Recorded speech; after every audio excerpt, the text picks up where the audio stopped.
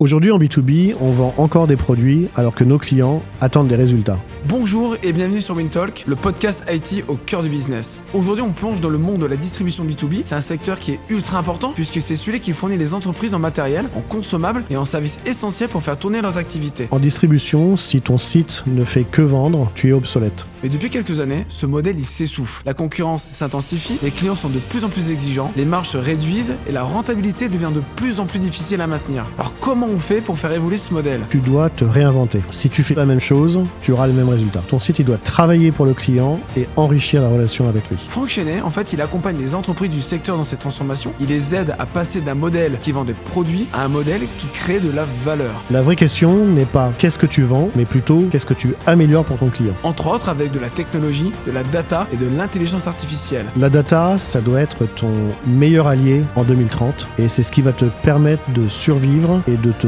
différencier dans un marché encore plus concurrentiel et aux exigences clients. Franck Chenet, c'est maintenant et c'est sur WinTalk. Alors qu'est-ce qu'on va aborder aujourd'hui comme sujet ? On va aborder un sujet passionnant, c'est l'avenir du B2B et plus précisément comment la vente se transforme, passant de la vente de produits à la vente de résultats, on va en parler juste après. Donc un vrai changement de paradigme, mais avant de plonger dans tout ça, est-ce que je peux te demander, Franck, s'il te plaît, de te présenter en 2-3 minutes ?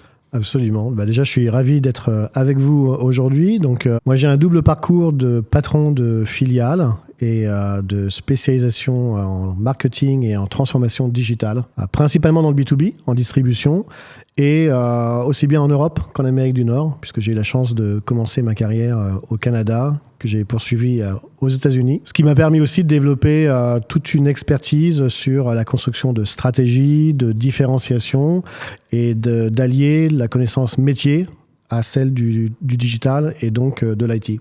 Donc on va parler beaucoup de B2B dans ce podcast. B2B pour les non-initiés, c'est business to business, donc les entreprises qui vendent aux entreprises. Toi qui as énormément évolué dans ce contexte-là ces dernières années, qu'est-ce qui t'a frappé dans l'évolution du B2B ? Je pense que dans le B2B, tu as des comportements d'achat qui sont différents. Je pense qu'il y a une pression de marché qui fait qu'il y a une financiarisation du marché. C'est-à-dire qu'il y a des décisions d'achat qui sont pilotées par le ROI de plus en plus. Il y a une pression sur les marges, sur des critères d'ESG. Et de fait, on est sur un marché qui est de plus en plus concurrencé avec peu de différenciation. Le principe même d'un distributeur, c'est d'avoir un produit en stock, livré rapidement.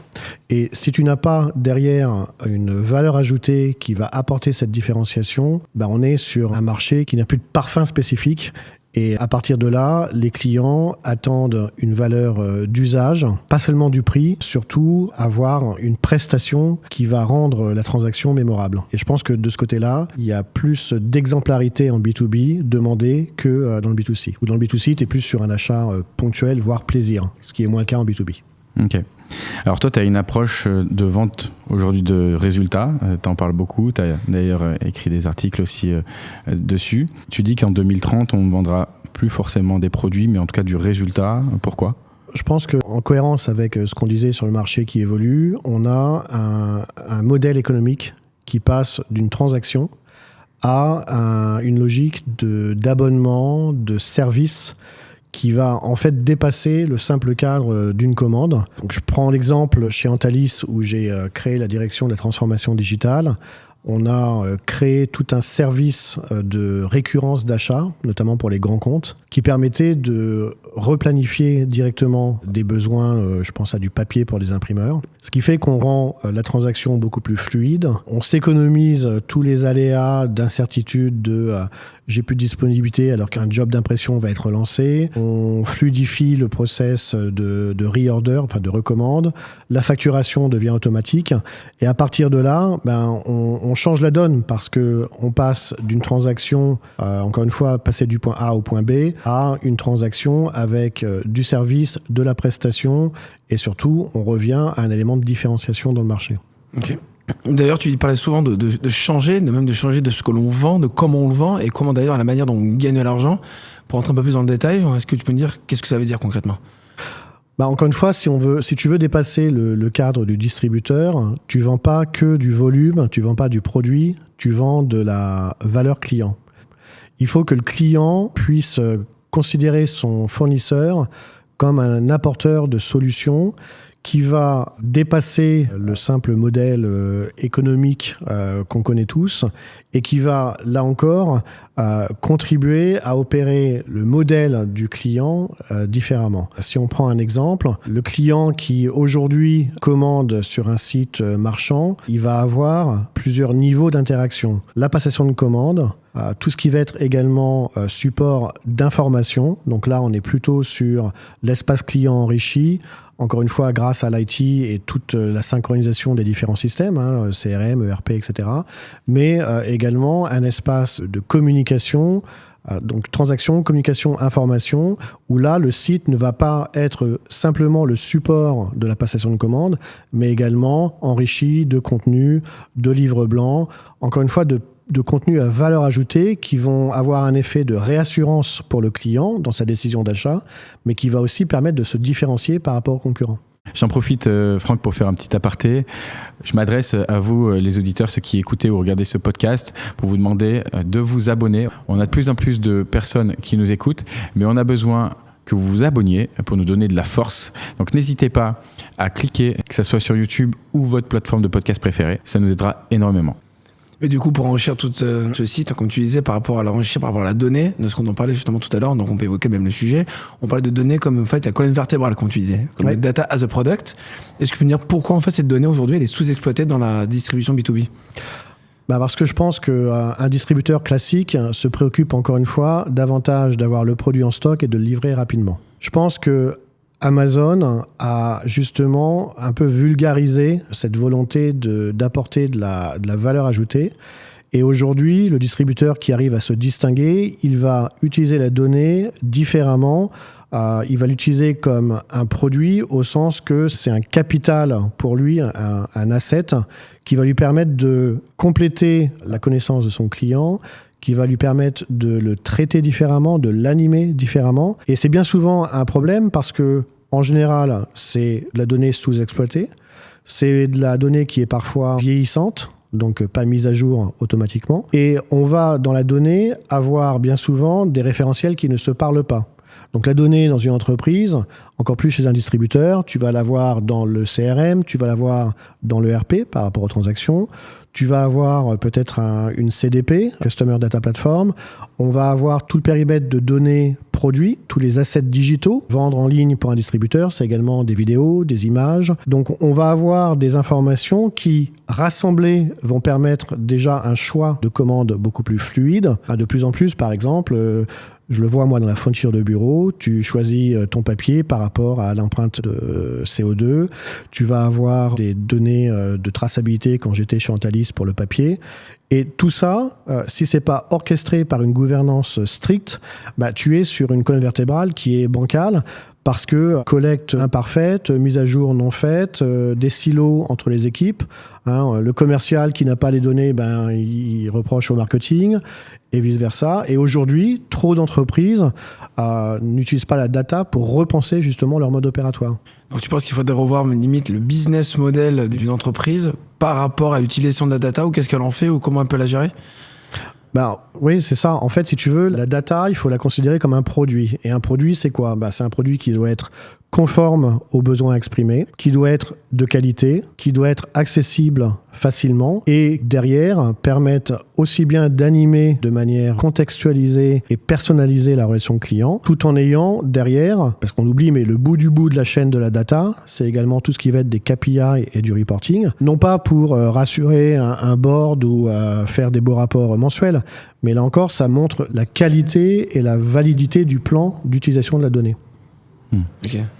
Aujourd'hui, nous, Winside, on accompagne pas mal de clients justement sur des use cases via notre agence spécialisée Winside Data, sur des use cases où il y a une expression de besoin côté business sur la nécessité d'avoir telle et telle donnée. Après, on met en œuvre, en tout cas avec les équipes techniques. Est-ce que toi, dans tes expériences, tu as un exemple où tu as connu une logique qui changeait vraiment la donne ? Si on en revient à l'idée qu'une donnée, c'est un actif qui a une valeur économique pour l'entreprise, tu vois ta vente sous un angle différent. Si je prends l'exemple d'une entreprise de distribution de produits de sécurité ou de maintenance, tu as une commande de 1000 gants de maintenance, par exemple. Alors, soit scénario numéro 1, tu as effectivement une commande de 1000 gants que tu expédies et tout va bien. Soit tu as une démarche d'expliquer à ton client que par l'utilisation de ces gants-là, tu vas avoir un respect de certaines normes de sécurité, de conformité. Tu vas de fait jouer sur... écologique aussi. Oui, écologique. Tu vas aussi jouer sur ta marque employeur parce que tu protèges bien tes salariés. Et là, on rentre dans une dynamique qui est différente parce qu'il y a forcément un rôle de conseil, d'information. Et tout ça, si tu remontes la pelote de laine, on est toujours dans un référentiel de données qui doit être robuste et qui est alimenté et par le marketing via des chefs de produits et orchestré par la data, l'IT, qui va justement fédérer les différentes informations dans des systèmes qui vont être liés et synchronisés pour délivrer l'information comme une vraie valeur, et on en revient à un élément de différenciation économique pour l'entreprise. Donc ça nécessite aujourd'hui non plus un traitement de la donnée simple dans les entreprises, mais vraiment une collaboration à la fois entre le métier et les équipes IT, du coup, où tout le monde en fait doit se sentir concerné. Et finalement, en disant data as a product, c'est comment encore plus valoriser cette donnée-là dans l'entreprise. J'imagine, ça me fait penser au podcast qu'on a tourné avec Philippe Lecomte, l'ancien CTO du Bon Coin, on en avait parlé dans la préparation, qui lui se définissait comme un CTO as a product, c'est du coup comment encore plus valoriser mon rôle en tant que CTO et que je sois plus efficient et au service en tout cas des personnes avec qui je bosse.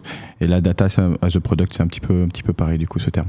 Exactement, et en fait tu places la donnée au carrefour de l'articulation de ton business. Parce qu'avec de la bonne donnée, tu as un moteur de recommandation pour le client, tu as un configurateur pour aider la prise de commande, et la donnée, c'est aussi tout ce qui est lié au prix. Comme tout produit, tu sais, on connaît tous la hiérarchie produit good, better, best. Donc tu vas avoir la donnée qui va justement alimenter ces différents niveaux de choix pour le client. Et donc, grâce à la donnée, le résultat, c'est que tu peux avoir de la conversion en hausse, tu peux avoir un SAV réduit, parce que tout ce que tu auras alimenté en amont évitera des erreurs clients potentielles, et surtout, tu vas renforcer la relation client, parce que au lieu d'être un distributeur, j'ai envie de dire lambda, tu vas avoir une relation plus crédible, parce que la réassurance sera boostée par justement cette décision d'achat qui, in fine, est beaucoup plus confortable parce que tu as l'impression d'avoir une vraie prise en charge de ton besoin et d'avoir fait le bon choix. Après, il ne faut pas non plus tomber dans le faire de la donnée pour faire de la donnée. Tant que la donnée elle est utilisable et pertinente, c'est important. On tombe des fois sur des business, même des fois dans d'autres boîtes, où en fait il y a une surcollecte de données, mais finalement qui ne sert à rien commercialement, enfin, en tout cas dans la logique de data as a product. Oui, tu as raison. Et puis, je pense que bien souvent, le point de départ de la donnée, il est double. En amont, le marketing qui va mettre des produits en vente et qui va collecter la data auprès des fournisseurs ou du fabricant, si c'est de la fabrication maison. Et bien souvent, c'est par le commercial. Et pour avoir vécu 3 différentes configurations, aussi bien à l'étranger qu'en France, de modèles de vente omnicanal, donc de vente terrain y compris, il n'y a rien de pire pour un commercial. À la fin de la journée, qu'est-ce qu'il fait le commercial ? Il remplit son CRM, bien sûr, dans la joie et la bonne humeur, mais il n'y a rien de pire que de forcer un commercial à remplir des schémas de données qui ne seront pas exploités, je pense qu'on y reviendra par la suite, et surtout dont il ne voit pas le bénéfice pour lui. Parce que bon, dans un monde parfait, on parle beaucoup du client et de la valeur ajoutée que tu apportes, mais dans une transaction, c'est un triptyque, c'est l'entreprise, c'est le commercial que tu as en interlocuteur et le client final. Donc je pense qu'il faut avoir... l'art et la manière, c'est vraiment d'utiliser la donnée comme on a parlé de colonne vertébrale, mais comme un fil conducteur qui va justement donner des arguments de différenciation pour enrichir cette relation commerciale. Et c'est un gros sujet chez Winside d'ailleurs, le transformer, non justement, démontrer le bénéfice de cette donnée pour nos collaborateurs afin qu'ils puissent alimenter les systèmes qui vont bien, le CRM et autres, en données pour que derrière on puisse prendre les meilleures décisions, prendre les meilleures décisions et orienter en tout cas la boîte et les services comme il le faut. Tu nous as dit que un site web classique ne suffisait plus du tout, qu'il fallait maintenant s'orienter vers un système de Customer Operating System. Est-ce que tu peux nous dire pourquoi ça ne suffit plus et qu'est-ce que du coup le Customer Operating System ? Ça, c'est une bonne question et c'est un concept qui est assez nouveau puisqu'on va retrouver un peu ce tout en un pour le client qui, encore une fois, ne voit pas son distributeur comme un fournisseur de produits, mais qui va lui donner une expérience complète d'achat et donc d'implication dans son business. Un peu comme l'exemple des gants, où tu ne vends pas que des gants, tu vends aussi une forme de sécurité, d'outils de travail pour leurs propres salariés et donc avoir le bon conseil qui va prendre la décision d'achat. En fait, l'e-commerce, c'est ni plus ni moins qu'un canal de vente. Donc c'est une couche d'orchestration, si je puis dire. Orchestration parce que tu vas mélanger de la donnée produit, tu vas avoir de la donnée client, tu vas avoir des éléments de relation client, le pricing, l'ancienneté du client, sa segmentation, son profil, son persona. Mais le client, lui, il est acteur dans cet écosystème. C'est-à-dire qu'il va vouloir avoir une vue complète de son activité. Donc, le site lui permet effectivement de passer commande, mais il veut aussi avoir un suivi de ses litiges, de ses contrats, de ses accords de maintenance éventuellement, si tu vends des machines-outils, par exemple. Une visibilité sur son stock s'il y a des produits personnalisés, par exemple, qui sont stockés chez le fournisseur. Et sans cette version unifiée, le digital reste non seulement un coût et pas un levier de marge, mais surtout ne va pas donner cette vue d'ensemble parce que dans un modèle omnicanal, ce n'est qu'une portion de l'activité. Alors concrètement, un operating system, ça ressemble à quoi ? Moi, je le prends comme, dans les vieux, vous êtes trop jeune pour ça, mais c'est les fameuses tours CPU de l'ordinateur que vous aviez avant. On l'a toujours, hein. C'est vrai. On l'a connu. Tu vois, récemment, j'ai reçu un DVD, je me suis dit, mais je le mets où le DVD ? Il rentre pas dans le laptop, tu vois. Donc, en fait, c'est comme si le fournisseur rentrait chez ton client. En dehors, si on reste sur l'exemple des gants de maintenance, le fournisseur, il va comprendre l'ensemble de l'activité, parce que le client, il a besoin de bien plus que de gants, par définition. Donc, plus il va connaître l'activité de son client, plus il va pouvoir enrichir la relation, donner des conseils de qualité, partager son expertise, se nourrir des enjeux du client. Peut-être que cette entreprise qui achète des gants, ils ont des besoins de protection individuelle des employés différentes, etc., etc. Donc on a une notion de self-service, on a une notion de vue à 360 degrés nourrie par justement cette alimentation de données et d'activités. Et en fait, cet operating system, c'est comme si le distributeur devenait un copilote de l'entreprise pour recommander des produits, recommander au sens recommandation, prévenir les ruptures de stock, gérer des problématiques comme l'empreinte carbone. Et donc, on va travailler. Le challenge, par contre, côté fournisseur, c'est de piloter tout ça avec une grande synchronisation avec l'IT. L'exemple que je donnais tout à l'heure du service par abonnement chez Antalis pour le papier, c'est clairement un service qui se co-construit avec une roadmap digitale, IT, parce que ça implique des seuils minimum de stock, ça implique des facturations automatiques, voire des variances de prix, parce que le papier est un marché qui est, comme le café, etc., très volatile en termes de prix. Donc on va non seulement avoir une connaissance large du client, mais ça devient, en plus de cette fameuse donnée qui était la colonne vertébrale, ça devient par extension une source de revenus et de cash, parce que si on met tout ça en place, c'est très fidélisant pour le client. Et donc tu as une rétention client qui est encore plus forte. Oui, il est un peu fort, peut-être menotté si tu veux, avec toi verrouillé. Avec toi, si vraiment tu es un copilote, un partenaire existentiel, si tu veux, dans la gestion de ton entreprise, du coup, il est un petit peu verrouillé dedans. Ouais, mais je crois que c'est peut-être là la différence entre le B2C et le B2B. Je pense qu'en B2B, il y a tellement de contraintes et de pression sur les investissements, la marge, côté client, j'entends, qualité de service. On doit tous faire plus avec moins. Je pense que plus tu as un fournisseur qui connaît tes besoins, qui est réglo sur les engagements de qualité, de livraison, etc., la rétention derrière, elle est très forte. Pour donner une idée, chez Antalis, quand on avait monté ce service qui s'appelle Easy Order, on était à 94% de fidélisation de ces clients-là. On était à un niveau de marge qui était supérieur d'environ 5 points par rapport aux commandes traditionnelles. Et je pense qu'en fidélisation, on était de mémoire à 12 points de plus que le client qui va et qui vient. Il ne faut pas oublier qu'on est sur des marchés où la concurrence est très vive. On est sur du consommable. J'ai envie de te dire, alors bien sûr pas pour un grand compte qui commande du papier par palette, mais si toi, Marvin, tu as besoin en urgence de deux ramettes de papier, bah, tu vas aller au plus proche. Le prix n'aura pas d'importance et tu vas vouloir résoudre un problème ou un besoin. Ouais. Et là, en B2B, je pense que c'est ce qui est réellement fidélisant. En revanche, à orchestrer, c'est compliqué parce que, encore une fois, ce n'est pas la simple vue du marketing ou du commerce. C'est vraiment une mise en tension positive de toute l'entreprise.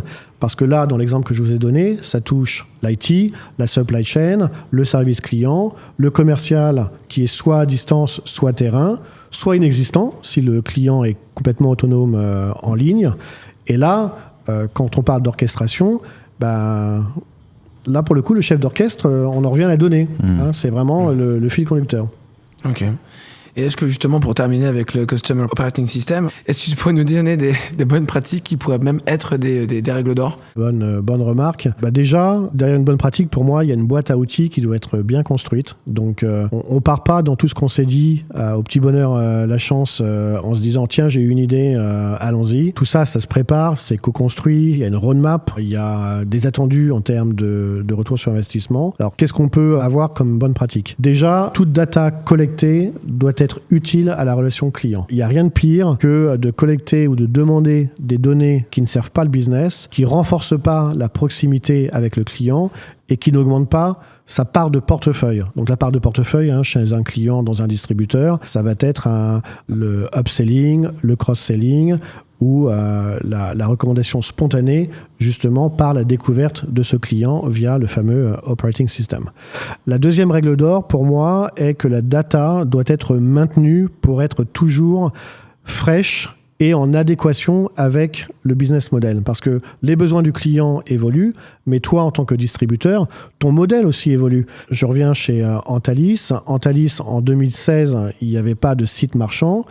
Quand tu crées un site marchand qui est adossé à une force de vente historique terrain, ça te change la donne. Et donc là, tu dois élever ton niveau d'exigence par rapport à ce que tu mets dans ton système pour que ça soit bien utilisé. Un bon exemple, c'est d'appliquer en distribution B2B le principe de Amazon Prime. C'est parce que ça montre toute la puissance de l'exploitation de la donnée du client, parce qu'il y a des enjeux pour le servir mieux, il y a des enjeux IT d'intégration de la data entre l'ERP, le site et ce que j'appelle le cockpit en fait, du client en temps réel. Parce que la donnée, elle n'est pas statique. Elle est forcément fluctuante, elle est dynamique. Tu peux être alimenté par un client sur de la donnée et tout d'un coup, cette personne change de rôle, quitte l'entreprise. Donc, ça peut être un acheteur qui avait plutôt une appétence pour des produits éco-responsables. La nouvelle personne l'est peut-être un peu moins. Elle est peut-être plus marque distributeur avec une approche de coût réduite. Donc, on est vraiment sur un modèle qui va être de fait adaptable et qui est vivant. Donc les règles d'or, je pense que c'est encore une fois utiliser la donnée, la rafraîchir et surtout être pertinent dans son utilisation pour éclairer le client. Quand tu parles d'Amazon, où justement il n'y a pas forcément ce rôle, il y a de commercial qui va venir t'accompagner sur la prise de décision et tu me dis que la donnée elle doit être fraîche, elle doit être fiable, donc du coup faut la mettre à jour. Comment Amazon ils font ? C'est avec tes habitudes d'achat ? Les habitudes d'achat, et puis tu as toujours des fils conducteurs. Tu vois, par exemple, alors c'est pas Amazon, mais on va y revenir. Quand on avait créé Marchand pour Antalis, on avait, de manière classique, construit la création de compte avec les adresses de livraison, les adresses de facturation, mais on avait d'emblée, dès le départ, pour le client, identifié des questions liées à son profil et à son persona.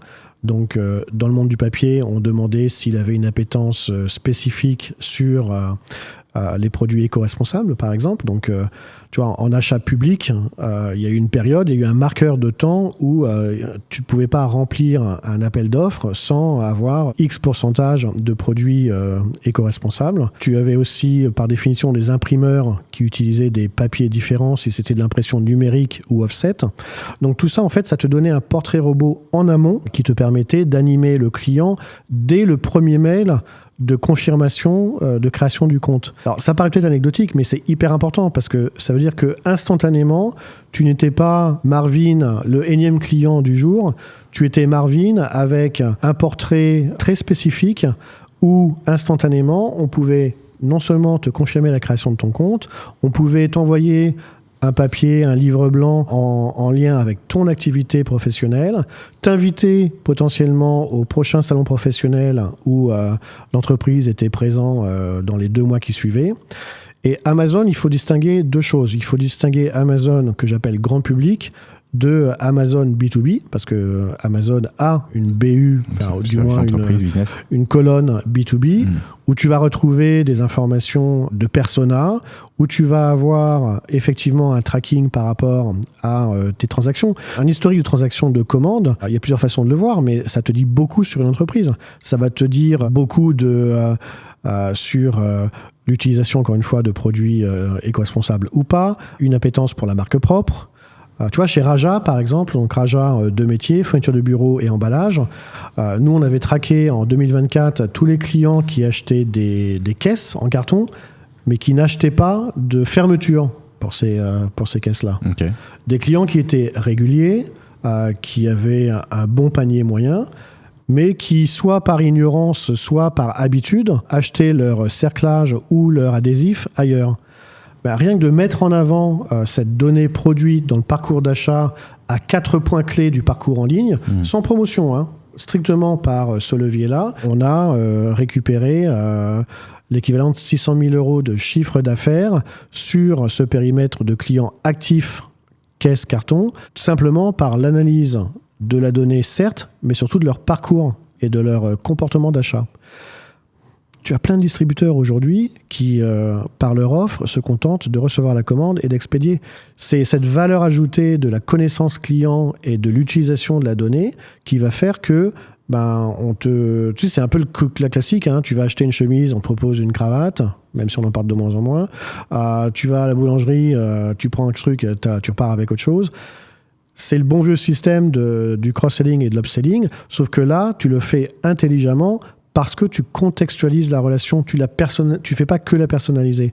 Si moi je t'écris un email, une newsletter et je te dis cher Marvin, tu vas te dire chouette, le distributeur, il me connaît, c'est un peu, il y a de la proximité.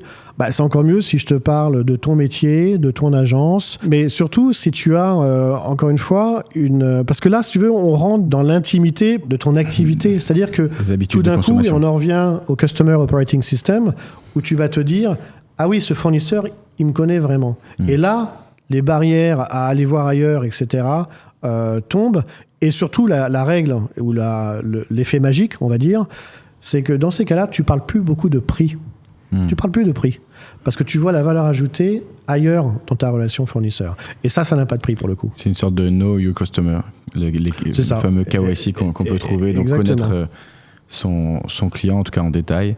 Et on le voit bien je reviens en tant que particulier parce qu'on parlait d'Amazon, mais tu vas acheter une brosse à dents sur Amazon, on te propose du dentifrice en même temps et c'est intéressant de voir comment vous l'appliquez aussi en mode B2B et tout ça transforme. Tu nous racontais la vente aussi avec les commerciaux.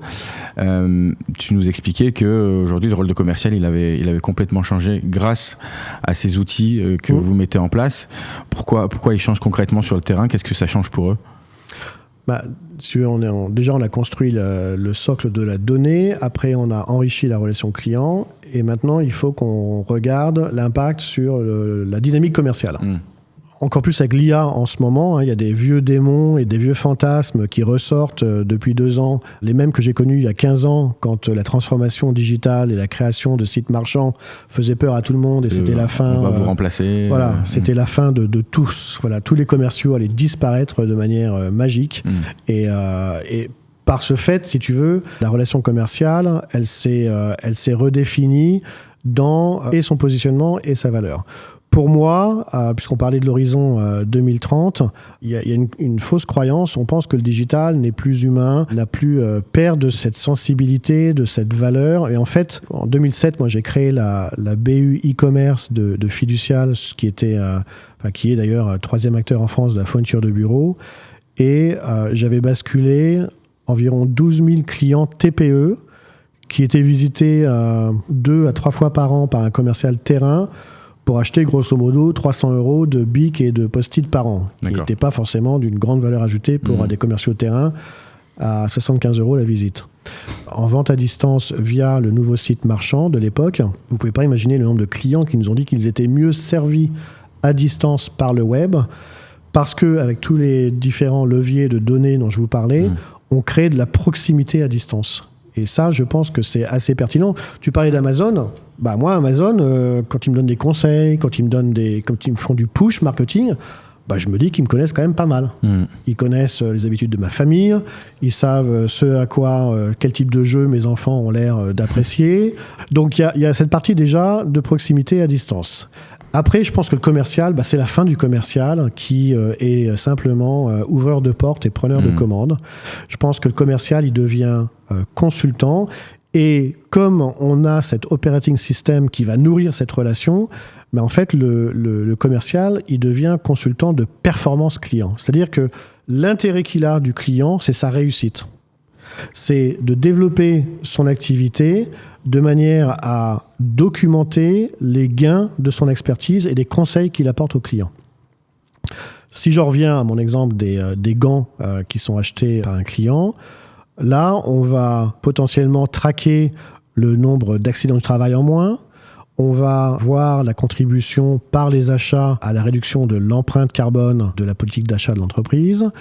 On va fidéliser et sécuriser le renouvellement du contrat en évitant justement ce passage par un nouvel appel d'offres, etc.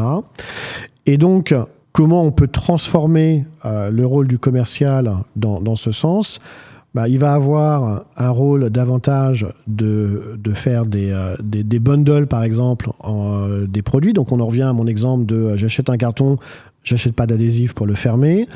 On va introduire des indicateurs de performance qui font que, de manière trimestrielle, semestrielle, annuelle, le client, il va avoir un commercial en face de lui qui ne va pas juste lui dire « alors, la livraison, ça va, les produits sont de qualité ».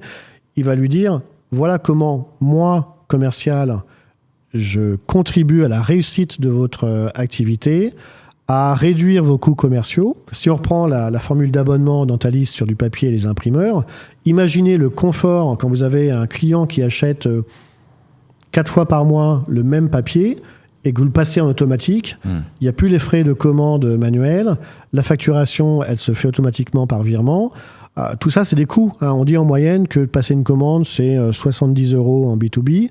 Vous multipliez ça, vous libérez du temps de l'acheteur en question et surtout, vous allez avoir une relation, quand on parlait de proximité, qui va justement se resserrer sur l'essentiel et le commercial va avoir un rôle qui va être davantage dans la découverte du produit, de conseil.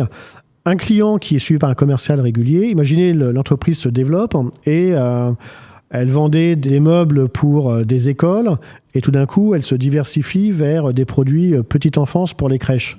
Le commercial va utiliser cette information pour justement voir comment son catalogue produit va apporter encore plus de confort, de réactivité peut-être aux besoins du client.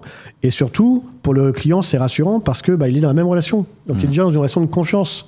Et à partir de là, tous les outils autour vont suivre parce qu'il y a encore une fois cet operating system qui est en place avec la donnée via le CRM, la roadmap co-construite avec l'IT et surtout derrière le commercial qui va fédérer toutes ces actions pour donner le conseil le plus pertinent. Oui, donc finalement on sort du modèle où le commercial était plutôt il y a quelques années, on va dire passe-plat, de prendre les commandes et d'aller livrer et finalement d'anticiper potentiellement les prochaines commandes de ses clients. Il faut maintenant, le métier de commercial a changé, il y a beaucoup plus de valeur ajoutée grâce à tous ces outils-là. Finalement, si je fais un petit peu le parallèle avec nous, notre métier, nous aussi on est en B2B, les commerciaux, ce qu'on leur dit d'aller faire, c'est de connaître en profondeur le contexte du client, de ramener justement toutes ces datas-là pour que nous, on puisse être prêts à leur proposer, anticiper les bonnes opportunités en tout cas pour eux et les bons services, on va dire, additionnels qu'on peut leur proposer. Donc ouais, ça fait vraiment le parallèle avec ce que tu dis. Et lui, derrière, c'est d'aller justement, non pas que proposer du service que le client a demandé, c'est vraiment d'aller anticiper et d'aller proposer de la valeur ajoutée finalement additionnelle en anticipation pour faire la différence face aux autres concurrents. Absolument. Ok. Toi, dans tes expériences, est-ce que par exemple chez Raja, vous avez pu commencer à utiliser des outils IA qui venaient peut-être, alors nous, ce qu'on a évoqué dans des anciens podcasts, notamment avec le CEO de la Redoute ou directeur marketing d'ailleurs côté marketing data côté IRSEM, une assurance, on parlait d'IA au service de l'humain et non pas l'inverse. Est-ce que toi, tu as pu expérimenter cela ? Bon, déjà, l'IA, on a mis un nom un peu plus marketing, on va dire, sur ce que couvre l'IA, mais on fait de l'IA depuis 15 ans. Enfin, l'IA n'est pas sortie par un effet de mode il y a 2 ans. Aujourd'hui, l'IA, chez un distributeur comme Raja, mais je l'ai vu dans d'autres expériences, il y a plusieurs utilisations possibles. Je pense à 2 spécifiquement. L'une sur ce qu'on appelle le marketing prédictif. Donc là, on va retrouver justement... c'est en fait prendre toute la donnée, le mettre dans le tambour pour que ça mouline. Et là, pour avoir une offre encore plus personnalisée. Alors, on parle beaucoup de hyper-personnalisation, mais moi, je l'appelle plutôt contextualisation. C'est-à-dire que le client, il veut juste qu'on lui parle de manière pertinente par rapport à son métier, ses besoins et son historique d'achat. Donc là, je pense que l'IA, pour le coup, peut accélérer certains parcours clients, peuvent nourrir avec du contenu enrichi, un peu faire évoluer même le rôle des chefs de produits. Ça peut aller jusqu'au social media par rapport à des contenus très spécifiques. Je pense, on parle souvent de livres blancs, etc., mais l'IA nous a permis aussi de faire des vidéos on demand, etc., sur des métiers très spécifiques. Parce que ça accélère quand même la création de contenu par rapport à ce qu'on connaît différemment. Et dans cet écosystème-là, on a bien sûr aussi utilisé en priorité l'IA sur tout ce qui était génération de contenu pour le SEO et le SEA. Okay. Donc ça, c'est mon premier exemple.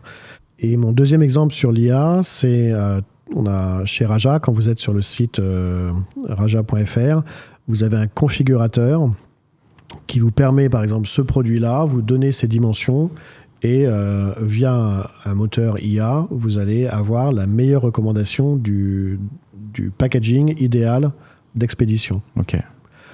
Donc là, pareil, c'est tout bête, mais dans le passé, qu'est-ce qui se passait ? Tu appelais le service client. En général, tu mettais un peu de temps à te comprendre parce que il fallait comprendre que là, on parlait d'un produit avec une poignée, enfin bon, voilà. Et puis quand tu calcules la distance, la dimension d'un produit, tu as toujours façon de, tu vois, est-ce que c'est la largeur, la longueur, bon.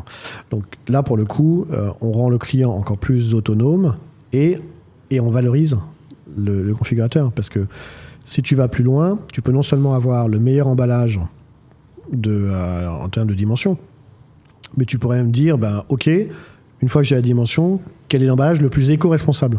Même le personnalisable. Et personnalisable, tu as raison. Et tout ça se crée en autonomie. Je pense qu'il faut donner le pouvoir le plus possible sans dépersonnaliser la relation au client. Le client, encore plus en B2B, il n'a pas le temps. Il n'a pas le temps. Il n'a pas le temps de chercher. Avant, vous savez, tu avais l'assistante achat qui avait des étagères de catalogues. Ouais. Des catalogues de 900 pages, donc c'est des pavés. Donc il ou elle se tapait les différentes pages, etc. Là, non seulement le site permet la transaction, mais il y a un rôle de conseil incroyable. Et le commercial ne serait pas aussi rapide. Parce que le commercial, s'il fait ça chez un client, au mieux il a une tablette, au mieux il prend le catalogue pour le client, parce qu'il le connaît a priori un peu mieux que le client, et ça déroule. Donc le gain, il est formidable. Donc, en conclusion sur l'IA, je pense qu'il faut être prudent sur l'IA. La réalité, c'est que les équipes ont aussi un temps pour rattraper un peu le wagon IA qui, pour certains, est parti un peu vite. Et je pense qu'on s'économisera d'ailleurs les débats. Il y a pléthore d'études qui montrent que 95% des investissements IA n'ont pas de ROI documenté et véritable. Donc je pense qu'il faut marcher avant de courir sur l'IA. Il faut accompagner les collaborateurs sur tout ce qui est montée en compétences. Et on en revient à un très bon sujet, encore une fois, de collaboration entre le métier et l'IT. Parce que tout ce que je viens de vous dire, vous imaginez bien l'usine à gaz à monter pour un configurateur de packaging. Tout ça, ça se fait évidemment côté roadmap IT avec une très bonne connaissance et du client et des produits côté marketing. D'ailleurs, vous travaillez en étroite collaboration avec les équipes IT dans ton service ? Ah oui. Enfin, moi, dans mes expériences, aussi bien chez Fiducial, Cantalis que Raja, on est vraiment sur déjà, il y a un principe. Dans les 3 cas, tout ce qui était digital était séparé de l'IT que j'appelle pure infrastructure, etc. Pour autant, le métier, l'IT et le digital, sous un format Digital Factory, se retrouvaient sur une roadmap trimestrielle, semestrielle, annuelle. Annuelle plutôt sur des problématiques de budget.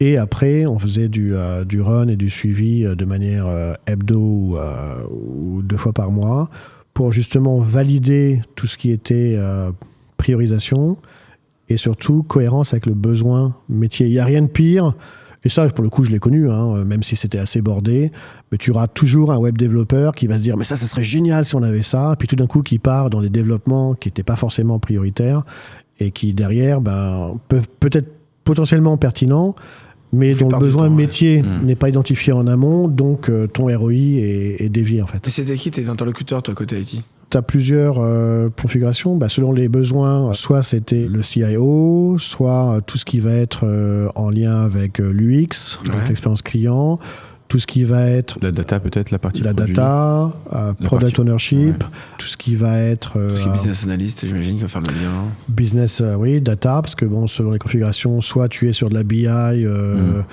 En fait, si tu veux, la data, c'est aussi avoir une data accessible. Si à chaque fois tu dois faire une interprétation de métier, tu dois faire un ticket, c'est un peu compliqué.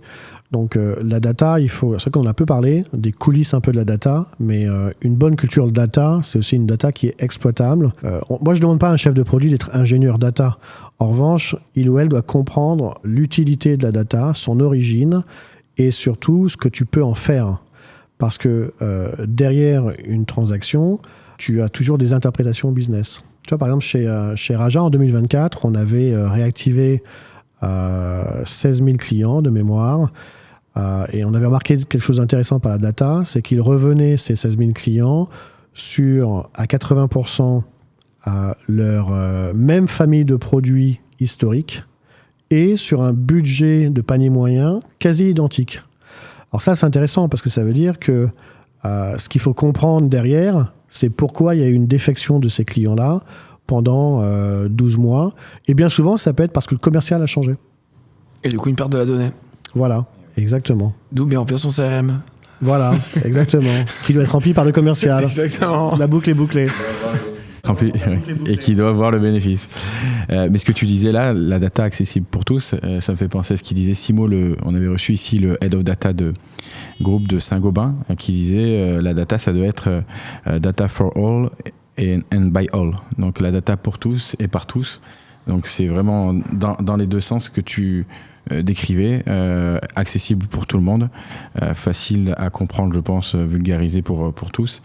Et par tous, parce qu'en fait, tout le monde doit participer à l'alimenter, quoi. Ouais, alors c'est intéressant ce que tu dis, parce que moi, j'avais créé un programme qui s'appelait Digit All, donc Digit 'All, A2L, pour montrer justement que le digital était l'affaire de tous. Et c'est intéressant parce que même quand on recrutait, tu vois, un comptable, on était toujours sensible quand on montait une BU e-commerce. Si le comptable avait eu dans son parcours une expérience chez un acteur plutôt digitalisé, parce que ça voulait dire que l'état d'esprit, le support au business serait de fait un peu plus aguerri par rapport à la maturité digitale. Et ça, c'est intéressant parce que tu vois, il y a 15 ans, on recrutait beaucoup de directeurs de la transformation digitale. Maintenant, on a beaucoup moins parce que le digital s'est vulgarisé, est devenu transverse. Donc là, on parle maintenant de transformation parce que la transformation, on s'aperçoit qu'elle n'est pas que digitale. Elle va être aussi bien l'évolution du business model, la diversification de l'activité, l'internationalisation. Donc je pense que là encore, il faut voir de plus en plus les choses de manière transverse, comme on voit la donnée de manière transverse, comme on voit la responsabilité du client qui dépasse le cadre du commercial. Et je pense que c'est ça qui, demain, va définir un modèle de distribution encore plus B2B performant. Est-ce qu'on peut parler encore de transformation digitale aujourd'hui, en 2025 ? Ouais. C'est-à-dire, aujourd'hui, je pars du principe que toutes les entreprises sont plus ou moins digitalisées. Il y en a qui sont plus matures que d'autres, mais j'ai l'impression qu'il n'y a plus personne qui part de zéro, comme il y a peut-être 15-20 ans, où le mot transformation digitale, finalement, prenait tout son sens parce que tu partais de, pour certains, un format papier à un format digital. Voilà. Si on prend l'exemple de La Redoute, où on a vu le magazine passer du magazine justement au site internet. Mais est-ce que du coup, comme tu disais, c'est plus maintenant des transformations ou des évolutions digitales plutôt qu'une transformation digitale en soi? Je ne sais pas si je suis clair. Non, pourquoi je te dis ça, c'est que je pensais que tout à l'heure tu avais même parlé qu'à l'époque on parlait de transfo digital parce que justement tout le monde n'était pas encore fait la bascule, alors que maintenant c'est plus la transfo digitale, c'est la transfo business, même limite, justement sur les habitudes. Je pense qu'en fait, derrière la notion de transformation, il faut plutôt l'aborder sur quelle est la maturité de l'entreprise par rapport à son business model. Tu vois, par exemple, quand Antalis a lancé en 2016 son site, 2017, son site marchand. À l'époque, Antalis, c'était un peu moins de 3 milliards d'euros de chiffre d'affaires. Certes, on avait de l'EDI, mais on n'avait pas un site marchand où tu pouvais créer ton compte en ligne en toute autonomie et payer par carte bancaire. Tu te dis, alors attends, on est en 2017 et on ne pouvait pas faire ça. Ouais. Mais pour autant, et peut-être de manière étonnante, le marché de la distribution du papier n'était pas si mature que ça sur le sujet. Donc on était, certes, pas en avance, mais on n'était pas terriblement en retard. Et donc, pour répondre à ta question, la notion de transformation, elle doit être selon le curseur de l'entreprise sur son marché, après les demandes du client, et après, en interne, il faut s'assurer que ton entreprise outille, au point de vue technique, mais également côté compétences, un chef de produit en 2025 ne fonctionne pas comme un chef de produit des années 2000. Le SEO et le SEA n'étaient pas si présents. Toute la partie réseaux sociaux, on a de la chance si les entreprises s'y mettaient, encore moins dans la distribution B2B. Donc je pense que la réponse, elle est plus sur un accompagnement par rapport à l'évolution du marché. Là où je te rejoins, c'est que la transformation, maintenant, elle ne se résume pas au digital, parce qu'effectivement, le digital, c'est inséré dans l'ensemble des services de l'entreprise. Le digital, aujourd'hui, tu le fais dans la relation fournisseur, tu le fais dans les paiements, tu le fais dans le compte collaborateur, RH, à tout niveau. À tous les niveaux. Donc la question, elle est plus, est-ce qu'on a mené et initié la transformation digitale? Parce que là, pour le coup, moi, je connais pas mal d'acteurs, et là, on sort même de la distribution, mais dans le B2B tout court, où tu as des personnes qui se disent « Ah bah oui, nous, on est transformés, on a une appli, là, c'est super. » Mais derrière, oui, l'appli, elle est là, mais elle date de 6 ans, et elle n'a pas évolué. Donc, tu vois, c'est bien, par exemple, qu'un acteur de la restauration collective ou restauration de proximité puisse permettre à un cuistot de commander de la farine ou des produits alimentaires par une appli. Mais aujourd'hui, le restaurateur, si en plus son appli va nourrir par l'IA des indications, des menus les plus consommés, de réduire les circuits d'approvisionnement par des circuits courts avec les agriculteurs dans l'Oise, par exemple, etc., bon, bah là, on arrive à un niveau de maturité et de pertinence beaucoup plus fort. Tu as passé pas mal de messages tout à l'heure. En tout cas, tu as évoqué plusieurs sujets sur comment être aligné côté IT, entre IT et business, etc. Tu as parlé de la roadmap. Mais aujourd'hui, quel message fort tu pourrais donner à un dirigeant d'entreprise avec tout ce qu'on a dit?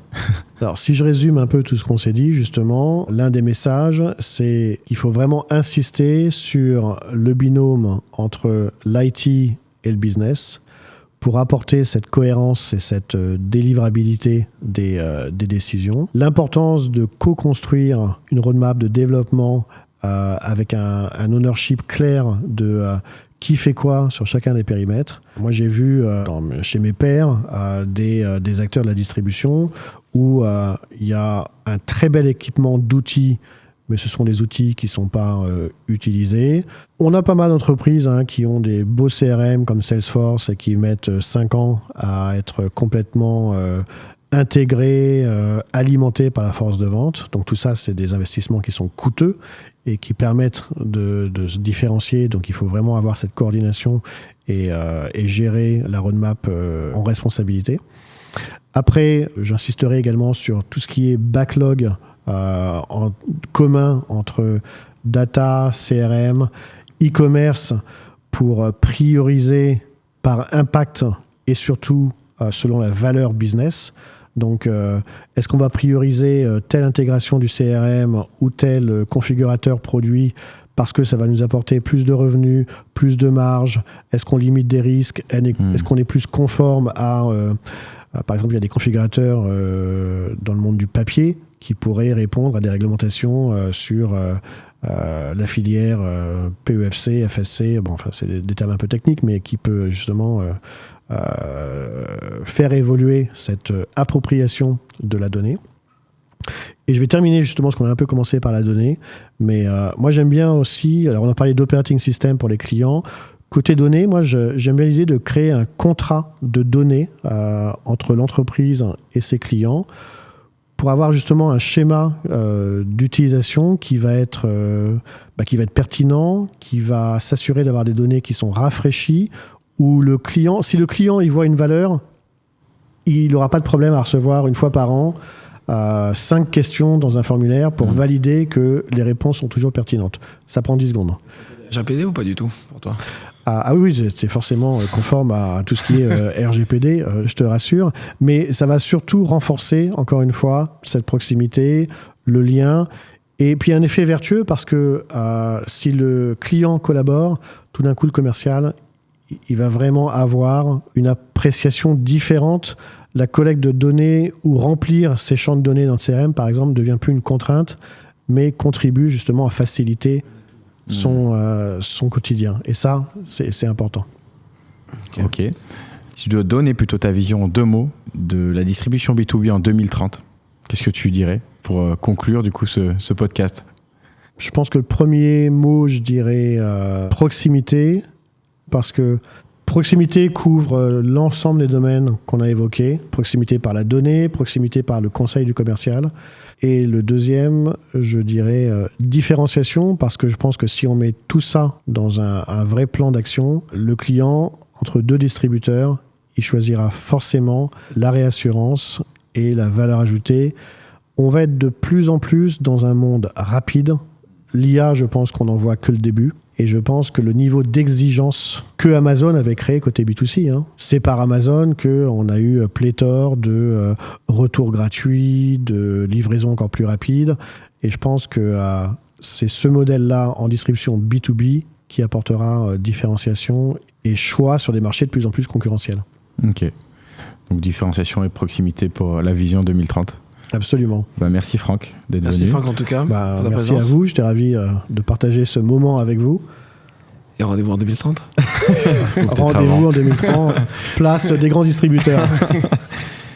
Merci à tous et à toutes d'avoir écouté cet épisode. On espère qu'il vous a plu. Vous pouvez retrouver nos autres épisodes sur YouTube et vos plateformes de podcast préférées. Vous retrouverez également des extraits de cet épisode sur LinkedIn, YouTube, Instagram, TikTok et sur le compte de Wintalk Podcast. Si cet épisode vous a plu, n'hésitez pas à laisser une évaluation 5 étoiles ou un like. Et on vous dit à la prochaine pour un nouvel épisode de Wintalk.